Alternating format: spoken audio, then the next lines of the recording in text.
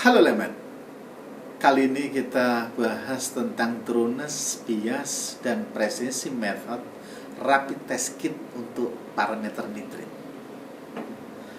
APH yang terbaru versi edisi 24 tahun 2023, di situ dinyatakan bahwa validasi metode ini meliputi 8 parameter yang harus diuji. Yang pertama, trueness, bias, precision method. Ini hanya bisa dilakukan dengan CRM. Pak, saya nggak punya CRM. Boleh menggunakan IRM, in-house reference material. Ketika trueness, bias, precision method ini diterima, maka langkah yang kedua adalah linearity ring. LOQ-nya berapa? LOL-nya berapa? Limit of coordination merupakan batasan terendah dari suatu metode. Sementara limit of linearity ini merupakan batasan tertinggi dari suatu metode, di mana ini akan menghasilkan linearity ring. Kemudian kita cari MDL, Method Detection Limit, yaitu secara perhitungan kita lihat 4/10 dikalikan dengan LOQ. Selectivity atau interference, metode ini cocok untuk parameter apa? Pada panjang gelombang sekian. Kemudian akurasi atau metric effect. Sampai sejauh mana metric effect ini mempengaruhi sampel? Bagaimana cara menghilangkannya? Kemudian kita lakukan repeat repro pada pengujian kadar rendah, yaitu 10-30% LOL, kadar tengah yaitu 40-60% LOL, dan kadar tinggi 70-90% LOL. Kemudian kita lihat di dalam bagian kendalinya. Seperti apa bagian kendali di dalam validasi metode tersebut? Kemudian ruggedness dan robustness. Ini untuk melihat ketahanan suatu metode. Jika metode itu dinyatakan pH-nya 7, kita coba pH 8 seperti apa? Kalau di sampel tersebut dipanaskan dengan 90 derajat misalkan. Bagaimana kalau dipanaskan 80 derajat? Dipanaskan 100 derajat. Ini adalah ruggedness dan robustness. Kemudian inter-laboratory comparison. Kita coba. Tidak hanya diuji dalam satu lab, tetapi diuji di berbagai lab. Metodenya ini seperti apa? Setelah metode tersebut divalidasi, semuanya masuk batas kepenerimaan, dirilis, dipublikasi oleh APH. Kemudian dicoba oleh rapid test kit, dilakukan revalidasi. Rapid test kit ini akan membuat suatu reagent pillow, diambil bahan-bahan kimianya, dibuat suatu sunset kecil. Diuji juga trueness, bias, precision method, linearity ring, detection limit, akurasi, repeat repro, dan inter laboratory comparison. Revalidasi test kit ini tidak menguji selectivity dan tidak menguji ruggedness dan robustness karena sudah mengetahui dari standar method. Setelah rapid test ini, kemudian dilakukan verifikasi oleh laboratorium. Laboratorium yang melakukan verifikasi ini melakukan juga trueness, bias, precision method, linearity ring, detection limit, MDL, akurasi, dan repeat repro. Ini adalah konsep dasar dalam melakukan validasi metode. Perencanaan verifikasi metode ini merupakan langkah awal.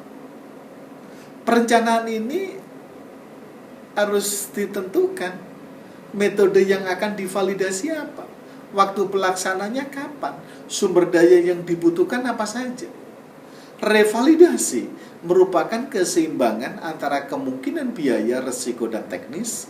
Karena itu hal-hal yang menjadi pertimbangan dalam melaksanakan revalidasi metode antara lain keterbatasan sumber daya lab, kepentingan lab, kepentingan pelanggan, diutamakan untuk pekerjaan yang bersifat rutin. Setelah perencanaan ini dilakukan, oleh siapa? Oleh penyelia, oleh manajer teknis, oleh orang yang akan melakukan validasi, dan manajer mutu. Setelah mereka sudah membuat perencanaan, maka melakukan persiapan. Kompetensi personel. Personel ini harus kompeten.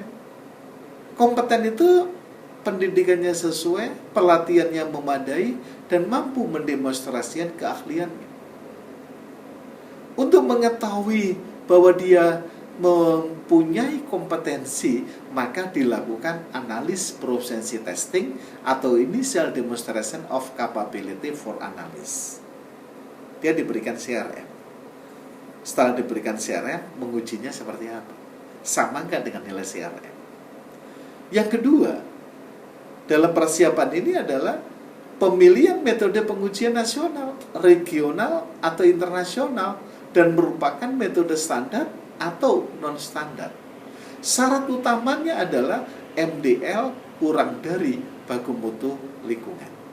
Yang ketiga, kondisi akomodasi dan lingkungan pengujian memadai, minimal suhu ruangan, minimal kelembapan ruangan.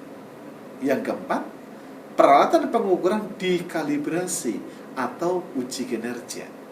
Dan yang kelima, bahan kimia, CRM, Aquades memenuhi spesifikasi teknis yang disyaratkan metode pengujian. Jadi di dalam perencanaan ini kita akan melihat sampai sejauh mana metode tersebut.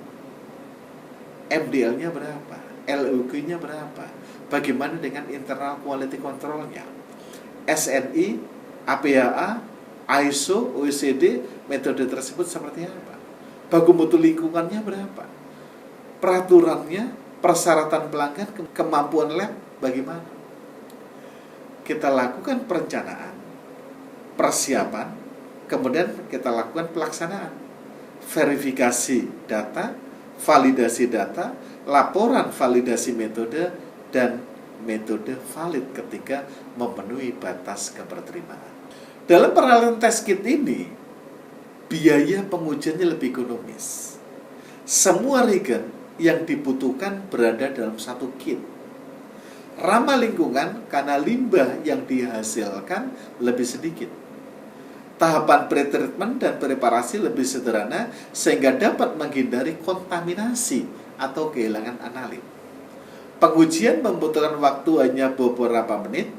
Hasil pengujian tertelusur ke sistem satuan internasional dan dapat dibandingkan dengan metode standar, serta dapat dilakukan oleh analis yang memiliki pengalaman minimal di lab pengujian. Dalam melakukan rapid test kit ini secara umum, masukkan 10 ml sampel ke vial.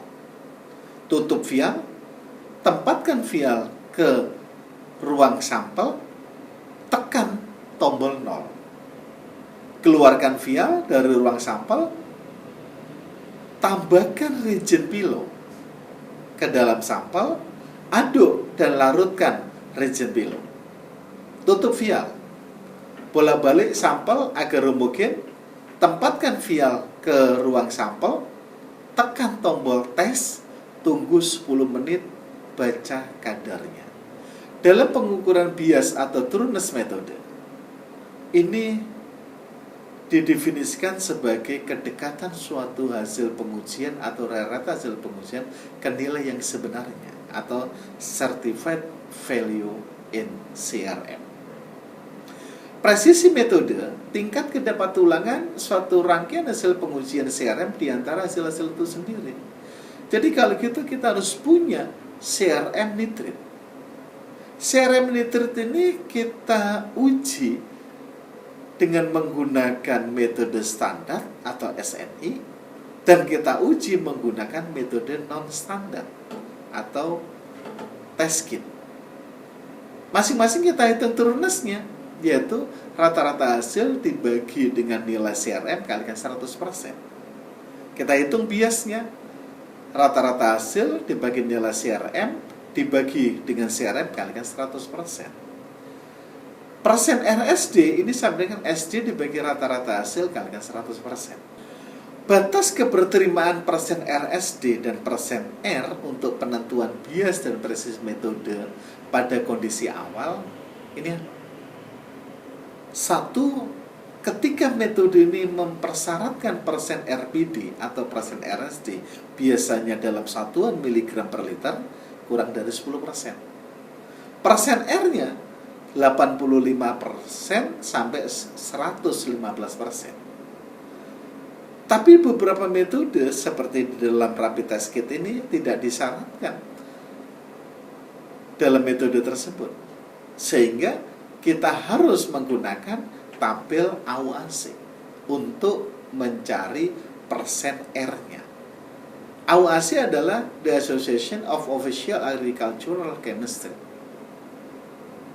Sekarang kalau ini satuannya ppm, itu persen R-nya 75 sampai 120. Kalau gitu menghitung RPD atau RSD bagaimana? Kita gunakan Horwitz value. Dalam validasi metode ini dalam keadaan reproducibilitas, karena itu 0,67 Horwitz value.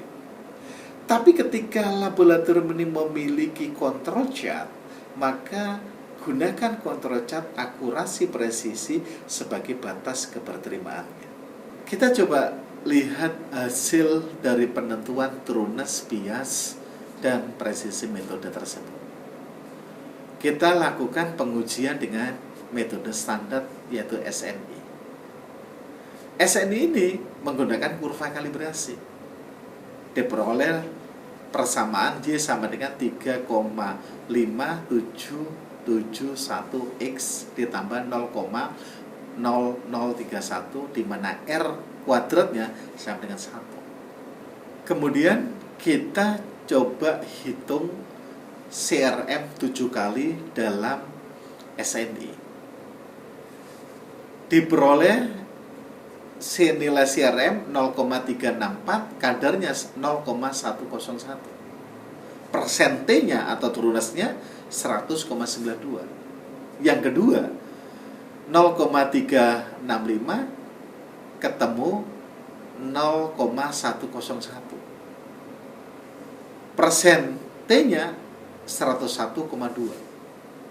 Begitu seterusnya sampai yang ketujuh 0,363 ketemu 0,101,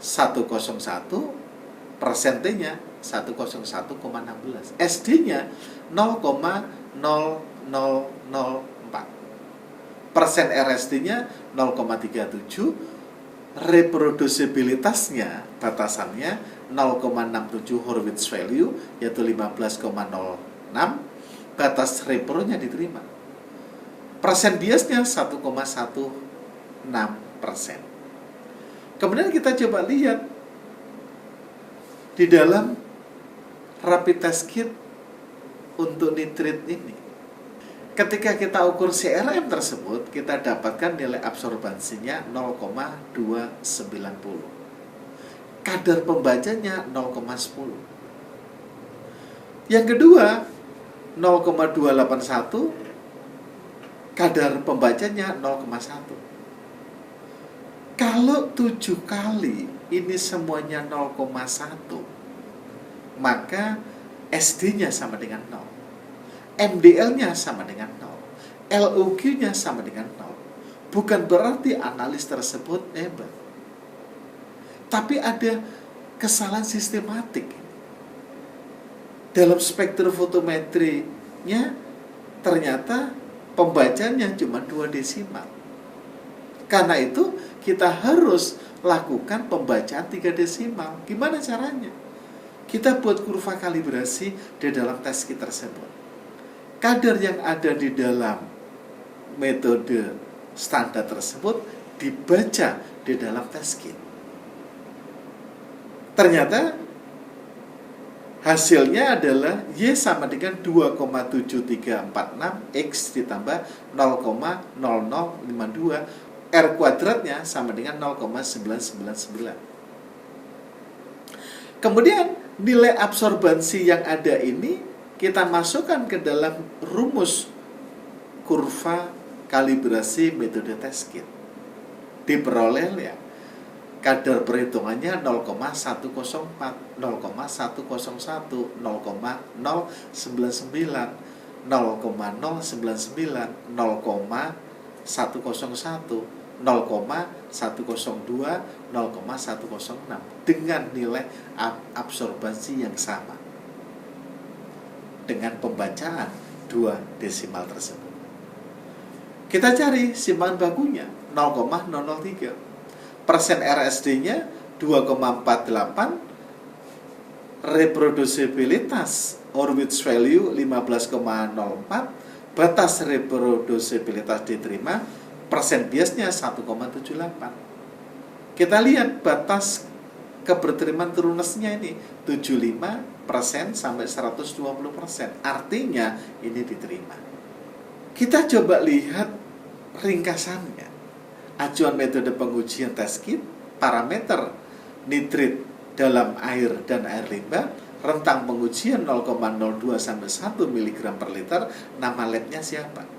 Nama analisnya siapa?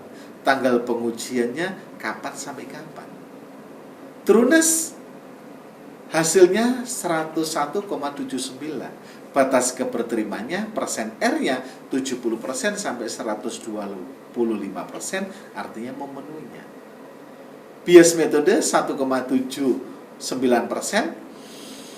Jika batas keberterimaan Trunes diterima, maka bias metode diterima. Ini memenuhi. Presisinya 2,48%, kurang dari 15,04%, memenuhi. Demikian yang bisa kami sampaikan. Terima kasih.